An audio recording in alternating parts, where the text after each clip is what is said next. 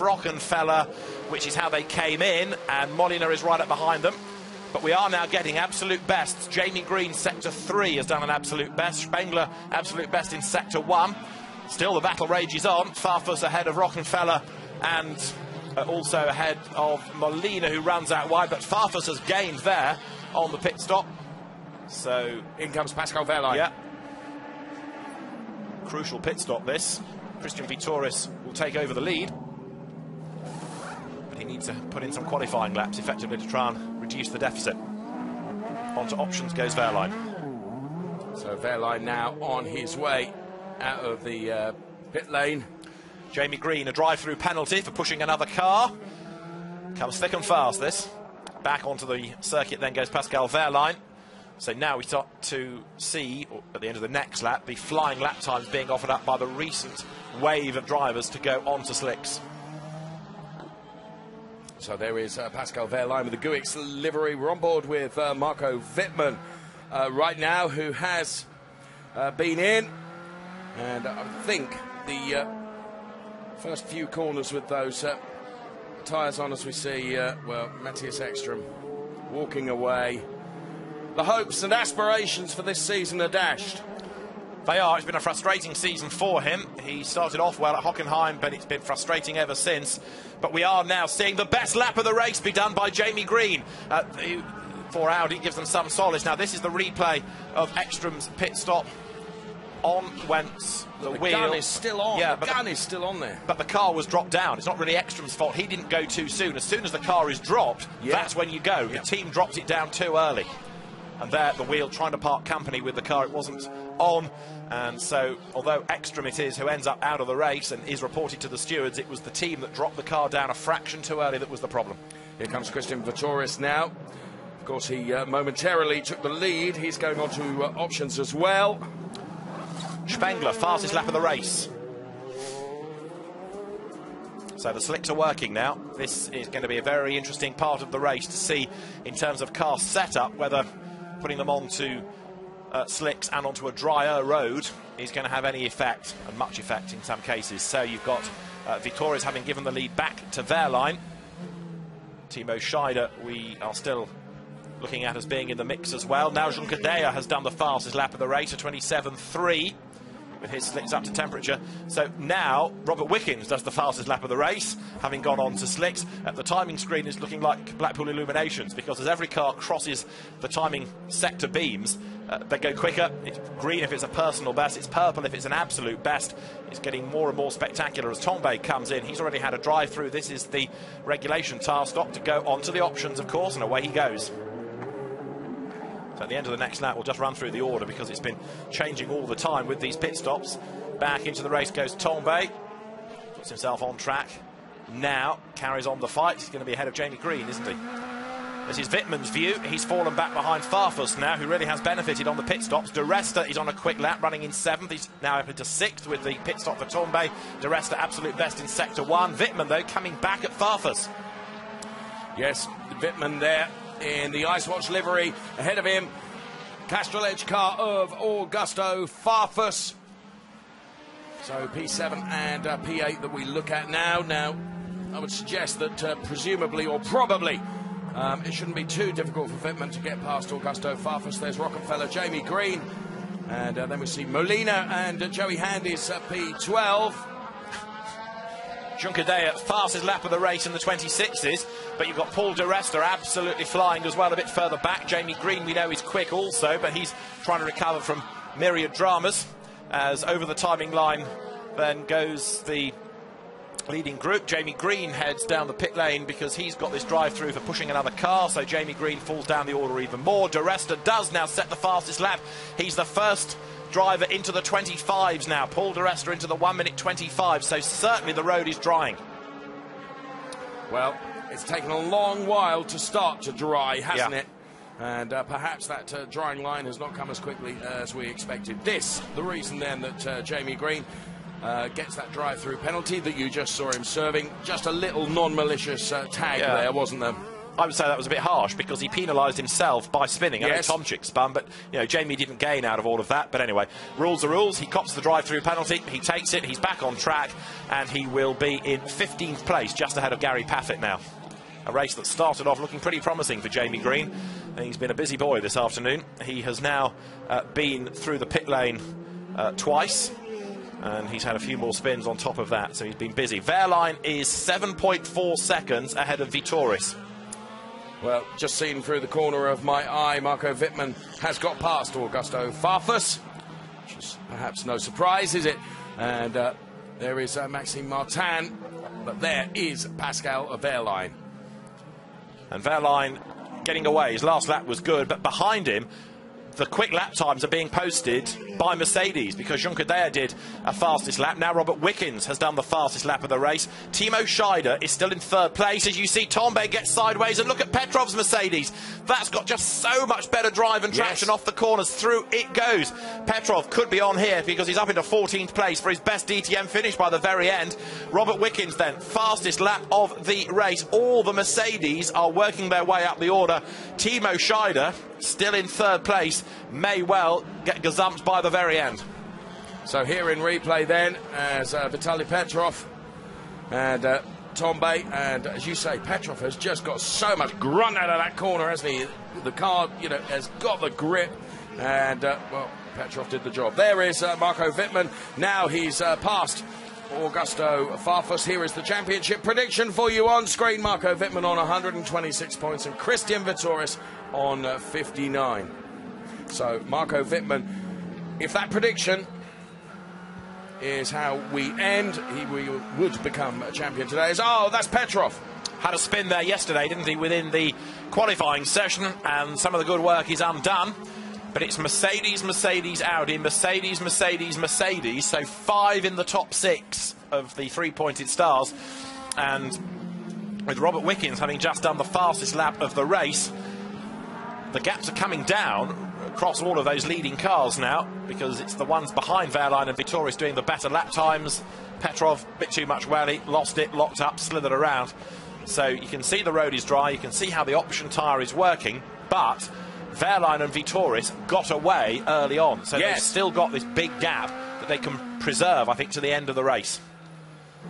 Having said that, there's a lot that can shake out behind them. Marco Wittmann now with the fastest lap, as you can see, a 1:24.509, coming from the Ice Watch BMW driver, who has Paul Di Resta ahead of him.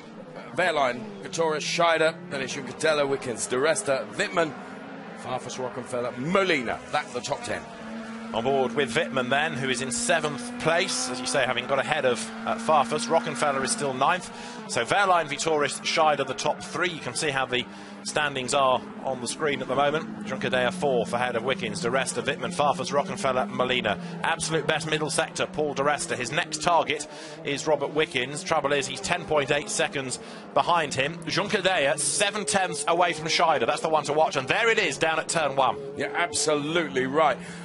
Well, it'll be fantastic for Marco Wittmann to be able to take it here at the Lausitzring, if indeed he is able to come the race end. But what a turnaround in fortunes it'll be for Mercedes-Benz.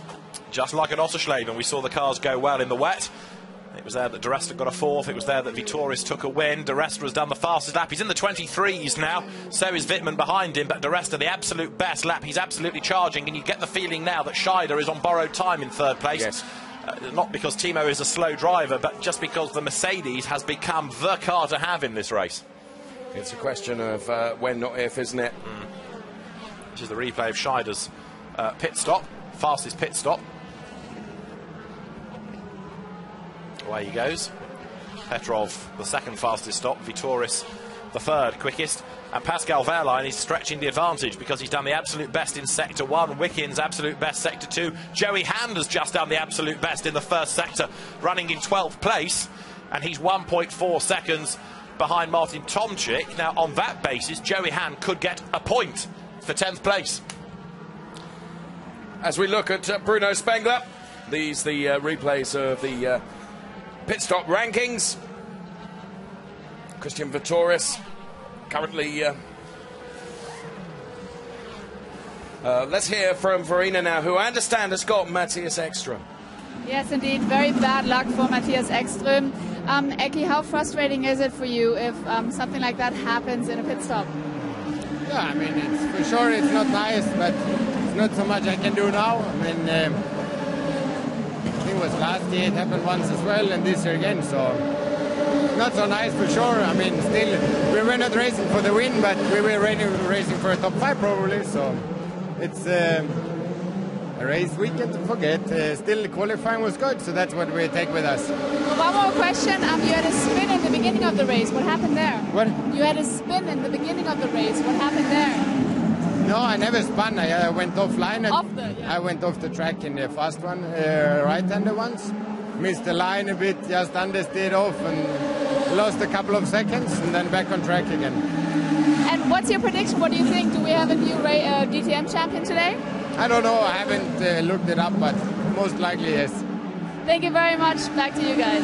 Well done, Verena, in terms of getting hold of Matthias Ekström, who, as always, tells it the way it is, doesn't he? Doesn't try and dress it up, accepts that it was his fault for making that mistake and doesn't blame the guys in the pit lane. No. Rolls with it, doesn't he? Because he's had so much success with Audi, he knows that you can have the occasional bit of finger trouble, and that's really what it was, just a little bit keen, only by fractions of a second to drop down the car, and that's the indication for the driver. As soon as you feel the car being dropped down, off you go, and just was a bit too premature by the team. Robert Wickens, fastest lap of the race. Marco Wittmann now, interestingly, the fastest lap, and that means that Wittmann is coming back at Paul de Resta for 6th place, but we're into the 21s now, the high 21s admittedly.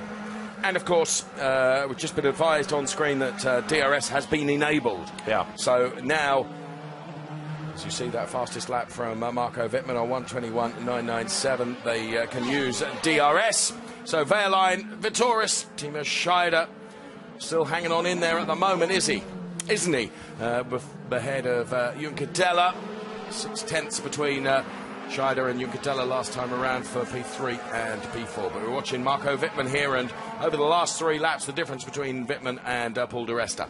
You've got to say, though, it's an impressive run, this, by Pascal Wehrlein, because he's leading for the first time, took his first pole position, and he could be, of course, a first-time race winner, and potentially the youngest race winner in the history of the DTM as well. But he leads the way by 10.5 seconds, and in very trying conditions, he's driven almost faultlessly, hasn't he? That one tiny error that we saw coming towards the end of the lap, but other than that, he's gone really strongly. And almost every lap, somebody else does an absolute best in a sector as the road continues to dry. You mentioned the one error that we've seen from Pascal Wehrlein.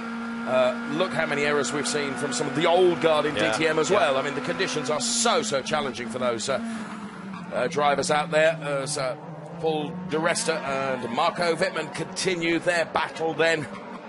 This for P5 and P6. Sorry, for P6 and P7. Now, interestingly, Scheider is a fraction quicker than Vitoris.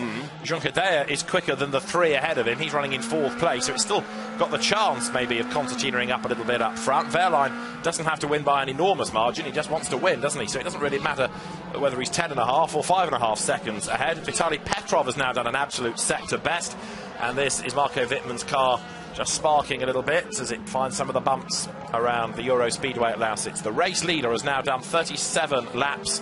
He's gone across the timing line, and the advantage that Wehrlein has will confirm as soon as Vitoris goes through, which he now does. 10.7 seconds. So Wehrlein looking very comfortable. He's not under pressure. He's got a nice margin, and now here comes this battle for P3. Timo Scheider in the Audi, then it is Danny Juncadella on his tail now. So Danny Juncadella again with a Mercedes car, and the conditions, everything just playing into the Mercedes hands here, and we've not said that too often this season. So now is it a question of when, not if, that Danny Juncadella is going to be able to find a way past that car of Timo Scheider?